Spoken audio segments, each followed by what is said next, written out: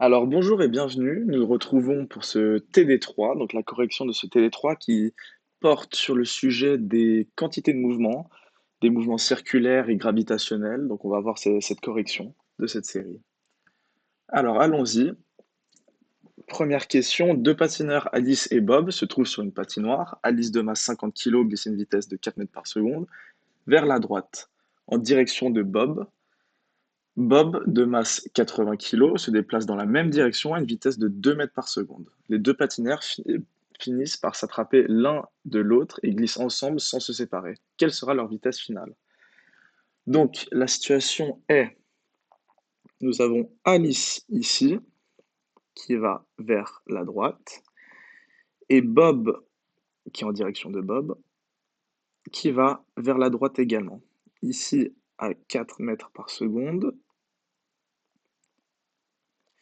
et ici, à 2 mètres par seconde. Nous avons donc, dans la première situation où les deux sont séparés, P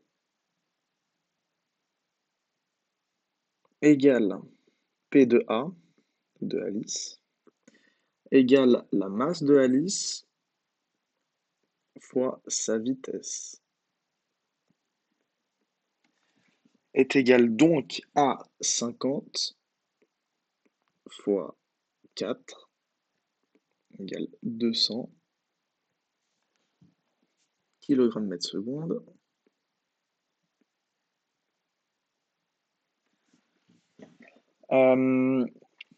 La quantité de mouvement de Bob égale, donc c'est la même formule, m fois v, qui vaut donc 80 fois 2, 160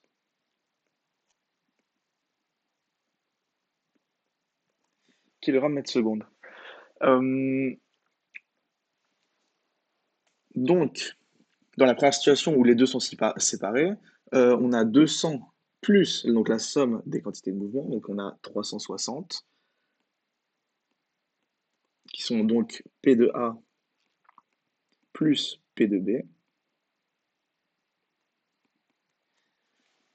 Donc ça, c'est cette quantité de mouvement qui ne va jamais changer, jusqu'à ce qu'il y ait une autre force qui soit appliquée. Ensuite, du coup, dans la deuxième situation, nous avons A et B, les deux patineurs finissent par s'attraper l'un de l'autre et glissent ensemble sans se séparer. Donc maintenant, on peut considérer ça comme le même système. Et du coup, on connaît leur masse totale. Donc P total égale la masse totale qui vaut 80 plus 50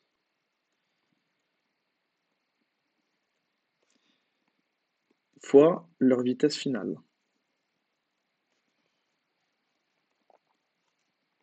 On fait 130 fois la vitesse finale. Et ça, par conservation de la quantité de mouvement, ça c'est égal à 360. Du coup, on isole ici VF. On trouve donc 360 sur 130, qui équivaut à peu près à 2,8 mètres par seconde. Donc on a donc la A ici. Ensuite, lesquelles de ces informations sur la quantité de mouvement sont correctes? La A, la quantité de mouvement d'un objet immobile est nulle. C'est vrai parce que si V égale à 0, alors P égale à M fois V égale à 0 également. Donc la A est vraie. La B, si la vitesse d'un objet est doublée, sa quantité de mouvement est également doublée. Donc si V' égale à 2 fois V, donc on double sa vitesse, P initiale avec la vitesse initiale vaut mv, P' égale à m fois v', qui vaut m fois 2v, qui est égal à 2 fois mv.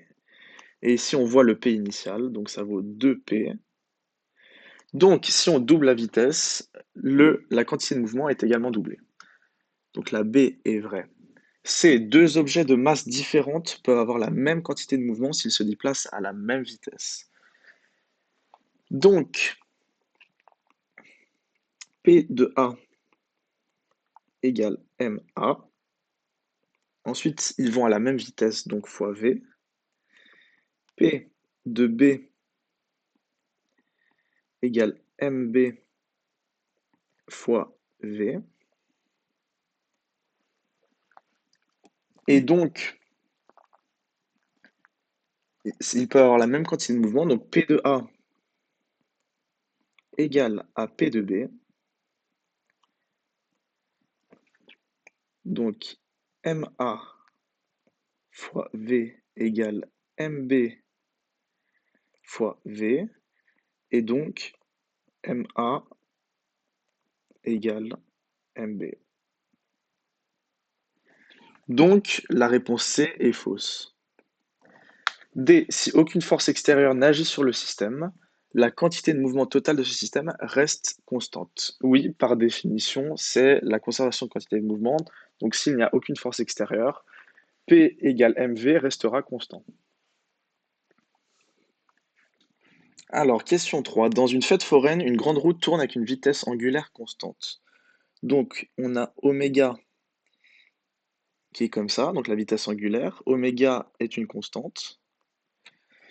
Euh, on nous demande, au bas de la trajectoire d'une nacelle, la norme de la vitesse est plus élevée qu'au sommet. Donc la vitesse dépendant du point est donnée par la formule juste en dessous, qui est oméga fois r, puisque c'est une grande roue avec un rayon constant, donc rayon est une constante également, donc la vitesse est une constante. Ensuite, donc la A est fausse. B, l'accélération tangentielle est positive. La formule nous est donnée en dessous, accélération tangentielle égale à r fois la dérivée de la vitesse angulaire par rapport au temps. Or, la vitesse angulaire est constante, donc ça tend vers 0. Donc l'accélération est à 0.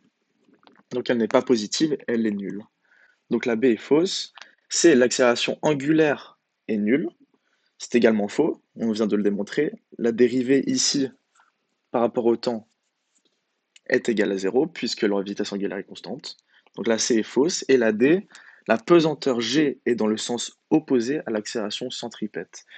Nous savons, donc nous avons le schéma ici, nous savons que la pesanteur est vers le bas, comme ceci, et l'accélération centripète est toujours vers le centre du cercle, du mouvement circulaire, donc qui est vers le centre comme ça. Donc au bas de la trajectoire de la nacelle, en effet, la pesanteur G est dans le sens opposé à l'accélération centripète. Donc la D est juste. Ensuite, question 4. Une voiture de masse M 1200 kg prend un virage d'un rayon 125 mètres. Si le coefficient de frottement statique entre les pneus et la route vaut mu égale 0,5, quelle est la vitesse maximale pour ne pas déraper dans un tel virage? On prend G égale 10. Donc, nous avons une voiture comme ceci, posée sur la route, qui prend un virage comme ceci. Nous avons quelle force? Nous avons la force de pesanteur, mg. Nous avons la force de réaction du sol, donc la force normale. Et nous avons la force de frottement qui nous retient pendant le virage. Ensuite, du coup, nous avons la formule juste en dessous. Force statique maximum équivaut à mu statique fois la force normale. Si nous faisons une somme des forces selon Y, nous voyons que N moins mg égale à 0. Donc N égale à mg.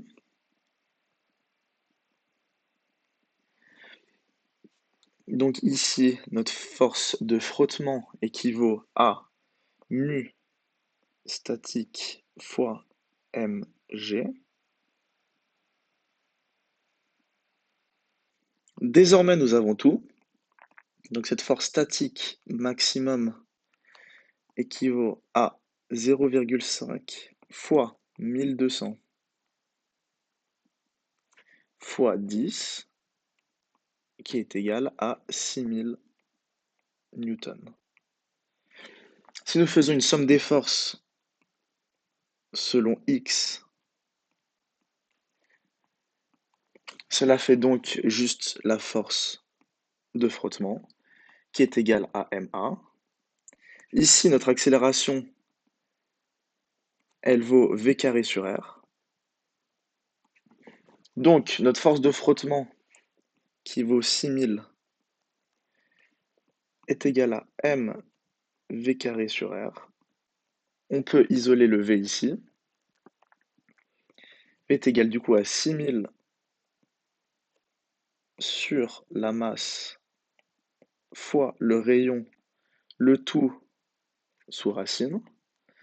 Et nous trouvons un résultat de 24,76 mètres par seconde. Et on transforme en kilomètres-heure, qui équivaut à peu près à 90 km/h. Et on transforme ces mètres par seconde en kilomètres-heure en faisant fois 3,6. Donc, nous avons la réponse D. Question 5. Lesquelles des affirmations suivantes sont correctes? Donc, le vecteur de vitesse angulaire est parallèle au vecteur d'accélération tangentielle. Donc, si nous avons un mouvement circulaire comme ceci, nous avons l'accélération tangentielle qui est comme ceci, toujours tangente au mouvement. Et la vitesse angulaire, si elle est comme ça, oméga. Donc, d'après la règle du tire-bouchon, la règle de la main droite, nous voyons que c'est un vecteur qui monte, donc qui vient vers nous, et qui est toujours parallèle à l'axe de rotation. Donc, la réponse A est fausse. Parallèle à l'axe de rotation, mais pas au vecteur d'accélération tangentielle. En fait, ils sont perpendiculaires plutôt. Le vecteur B, le vecteur d'accélération centripète, est toujours orienté vers le centre de rotation. Ça, c'est par définition, c'est vrai. L'accélération centripète est toujours vers le centre, que ce soit ici, sera toujours vers le centre comme ceci. La direction du vecteur vitesse est toujours parallèle à la direction du vecteur d'accélération tangentielle. Ça, c'est vrai aussi. Par définition, le vecteur vitesse, donc un autre mouvement, je refais le schéma. L'accélération tangentielle sera comme ça. De l'autre côté, sera comme ça, mais c'est toujours la vitesse sera toujours dans cette direction aussi. Donc c'est comme ça. Et c'est le mouvement circulaire qui retient et qui fait changer cette norme de la vitesse. Donc ça c'est vrai, ça c'est vrai. Et D, le vecteur de vitesse angulaire de notre planète est orienté vers le nord. Vrai, parce que la Terre tourne, donc nous avons la Terre, elle tourne de l'ouest vers l'est, donc elle tourne comme ça.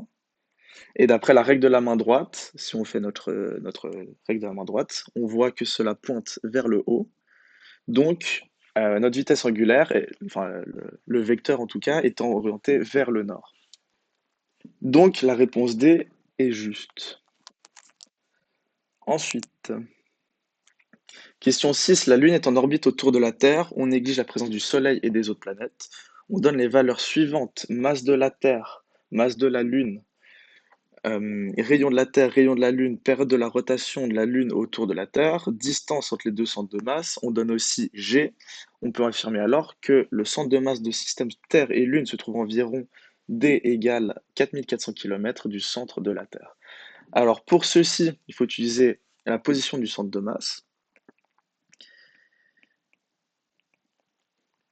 qui nous dit que masse 1 fois x1 plus masse 2 fois x2 sur la somme des masses, donc m1 plus m2.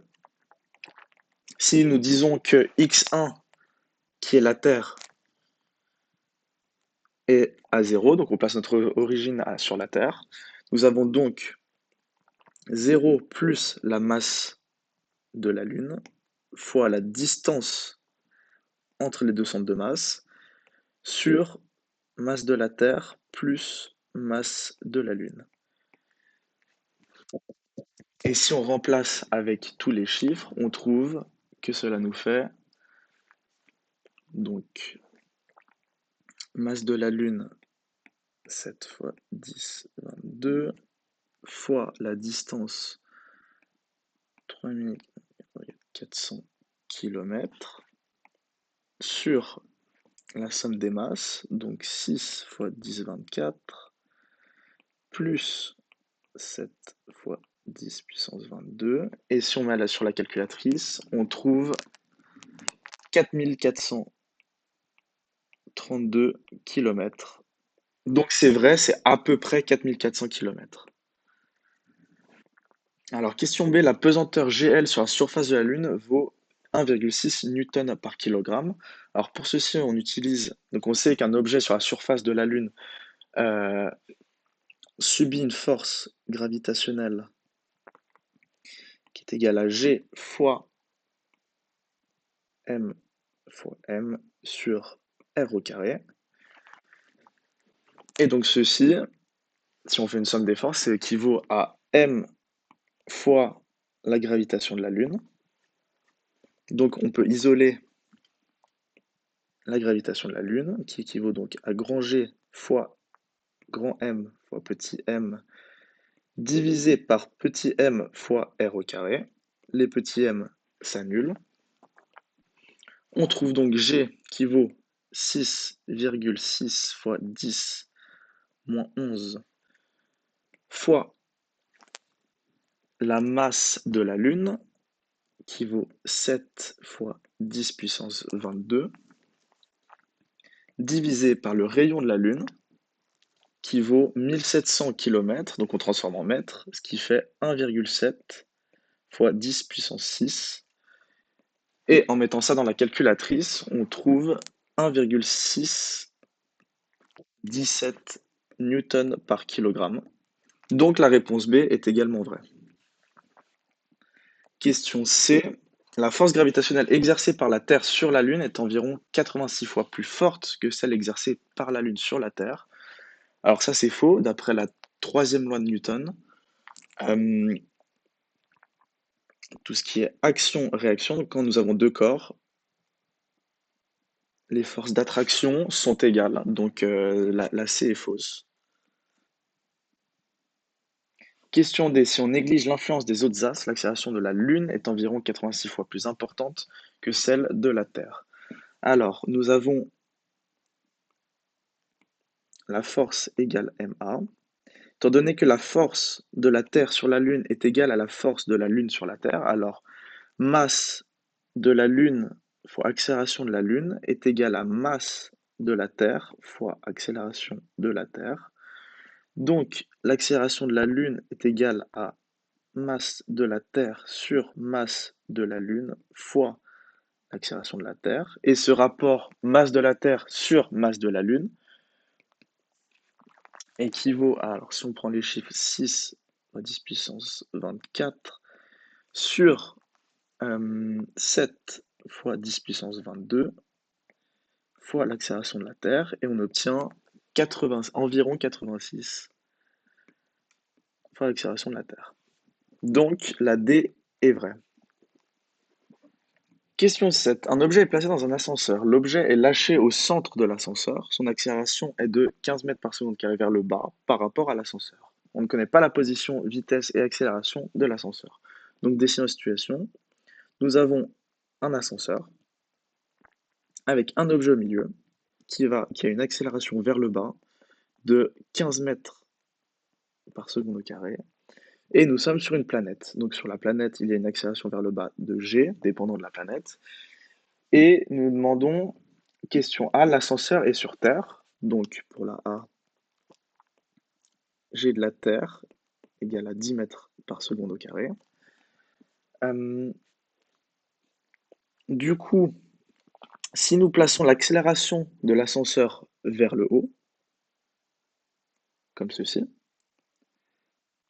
Donc, l'accélération de l'ascenseur équivaut à l'accélération de l'objet par rapport à l'ascenseur, moins l'accélération de l'objet par rapport à la Terre.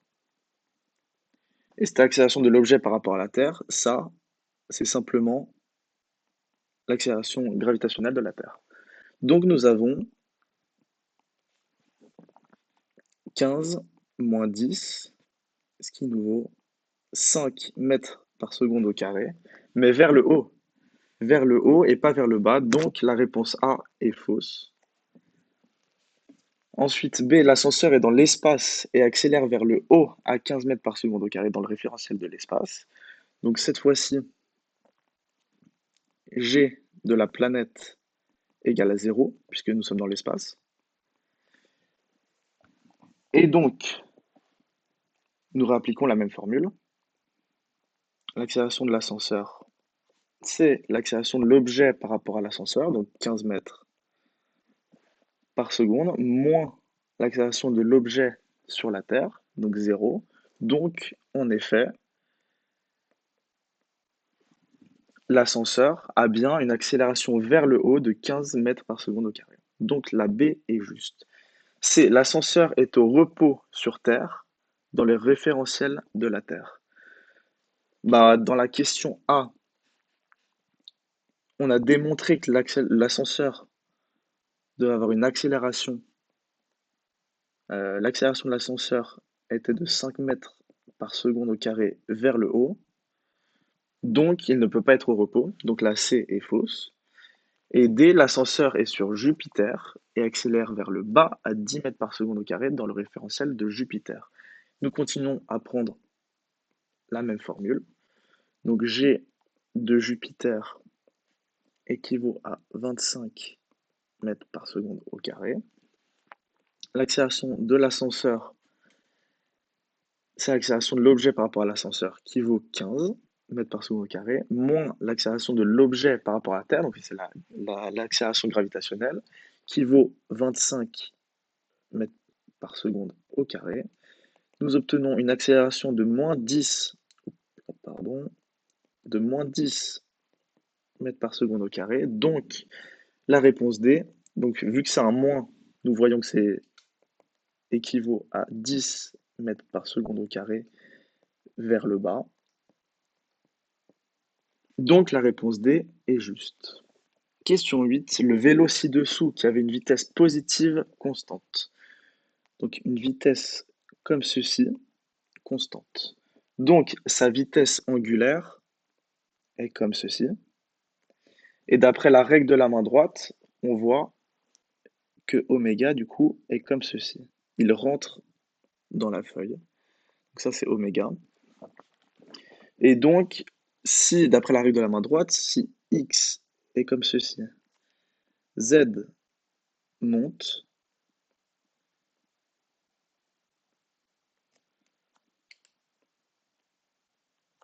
alors y va en profondeur, comme ceci, et rentre dans le plan. Donc, y rentre dans le plan, donc oméga est dans le sens de y. Donc pointe en direction de plus y. Ensuite, pour l'accélération angulaire, donc l'accélération, ils se mettent à freiner, donc l'accélération est négative selon moins x. L'accélération angulaire est donc comme ceci, elle freine la roue, ça c'est l'accélération angulaire. Et puisqu'elle freine la roue, donc nous voyons que ça tourne dans le sens inverse des aiguilles d'une montre, et d'après la règle de la main droite, alors l'accélération angulaire pointe vers nous, si nous faisons la règle du tire-bouchon, donc pointe vers nous, et d'après notre schéma, cela pointe vers moins y, donc c'est la réponse C qui est juste. Maintenant pour l'approfondissement, 2 enfants de masse respective 53 kilos et 48 kilos sont au repos sur un bateau, lui aussi au repos. Donc, nous avons un bateau qui est au repos. Il plonge ensuite simultanément du même côté du bateau. Donc, nous avons les 2 enfants du même côté du bateau qui plongent.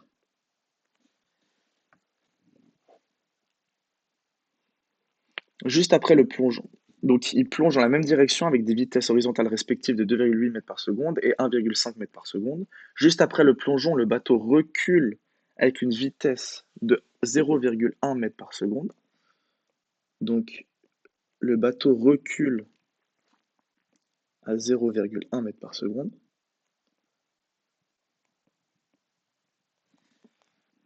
Donc, quelle est la quantité de mouvement initiale du système, bateau plus enfant, vu que tout est au repos, donc la vitesse des enfants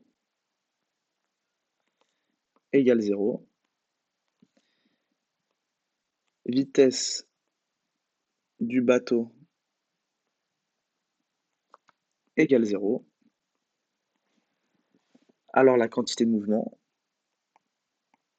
qui vaut m fois la vitesse égale à 0. Donc la quantité de mouvement des 2 enfants après le plongeon, nous avons P qui vaut m1, donc 53, fois sa vitesse, donc 2,8, plus le deuxième enfant, qui vaut 48, donc c'est sa masse, fois sa vitesse, 1,5.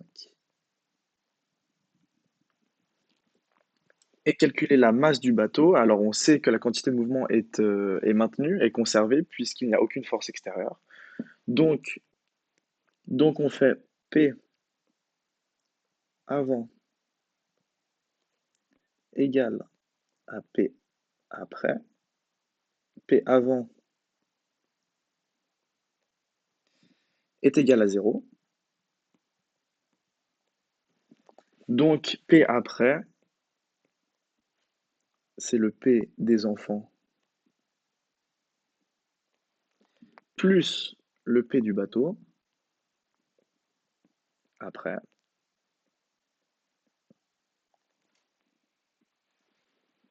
P des enfants, c'est ce que nous avons calculé juste avant.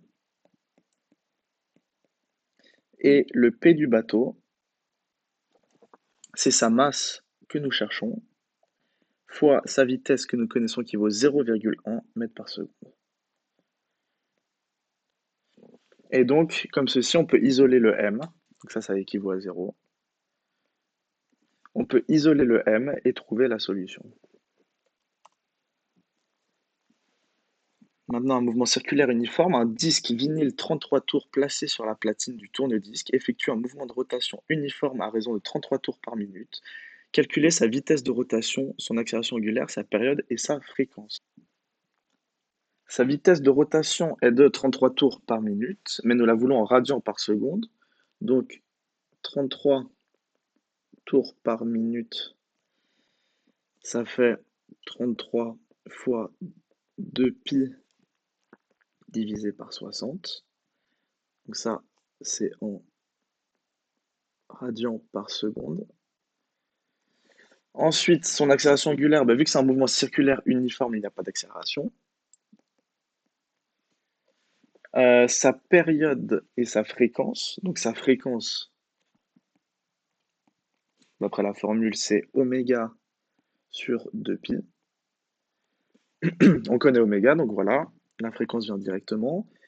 Et la période, c'est 1 sur la fréquence.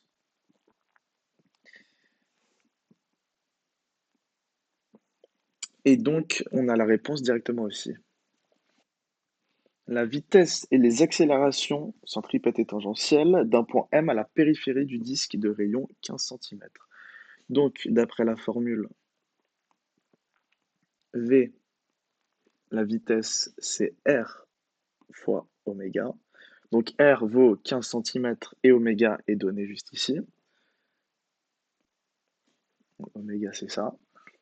Ensuite, les accélérations centripètes et tangentielles. Donc l'accélération centripète, c'est oméga carré fois r. Donc on connaît r, on connaît oméga, tout va bien. Et l'accélération tangentielle, c'est la dérivée par rapport au temps de la vitesse, qui équivaut à r fois la dérivée par rapport au temps de la vitesse angulaire. Or, on a dit que c'est un système, un mouvement circulaire uniforme, donc il n'y a pas d'accélération. Donc ça tend vers 0. Donc, l'accélération tangentielle vaut 0. Et C, pour la C, même question pour un point M0 tournant à R égale 5 cm, bah, il suffit de remplacer R pour la vitesse et l'accélération centripète. R qui était à 15 cm avant, maintenant le remplacer à 5 cm. Et nous avons les bonnes réponses. Et voilà, merci beaucoup. C'était la correction du TD3. J'espère que vous avez tout compris.